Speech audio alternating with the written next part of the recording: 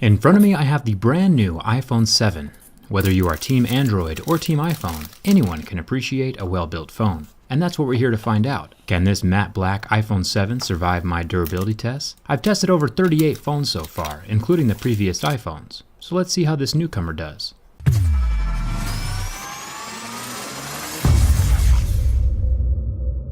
Let's start with the scratch test.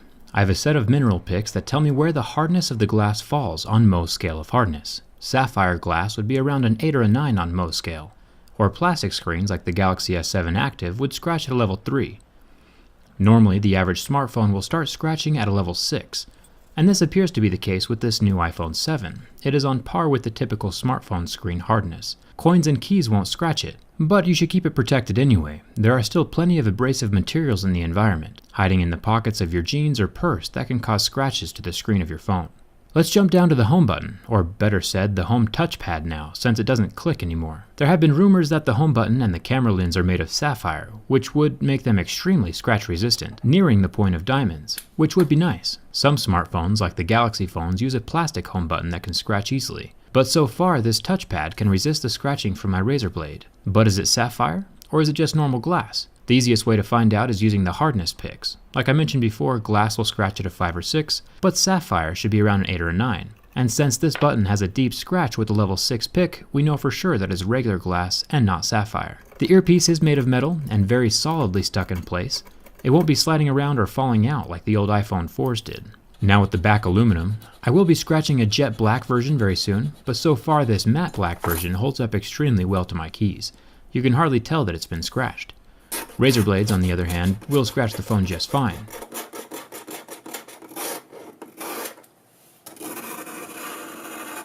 And this is why I always keep my razor blades in a separate purse. You should too, unless you want one of these $800 aluminum curly cues. Now for the camera lens. This glass piece is protecting the new 12 megapixel camera inside of the phone, and it is definitely scratch resistant, which is awesome. My razor blade does nothing to it. But is it sapphire? It still scratches deeply at a level 6, so it doesn't look like anything on this phone is sapphire. Sapphire does have its pros and cons, but I'll save that for another video. Next to the camera lens, we have what Apple is calling the Quad LED True Tone Flash. Initially, I thought that this might be 4 different colored LEDs, bringing even more life to pictures than just a dual-colored flash would. But while indeed there are 4 LEDs, it is still just the same normal 2 colors that the older iPhone 6 has. The flash is just brighter now, because there are more of the LEDs, which is good. Checking out the build quality of the rest of the phone, we find out that the buttons are metal, which is ideal. Plastic buttons tend to discolor or pop out more often than metal buttons do.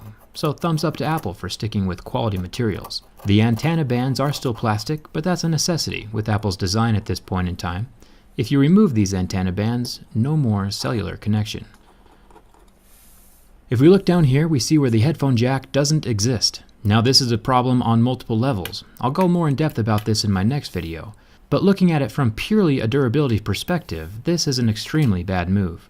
Just like any piece of electronics, the charging port component has a finite lifespan.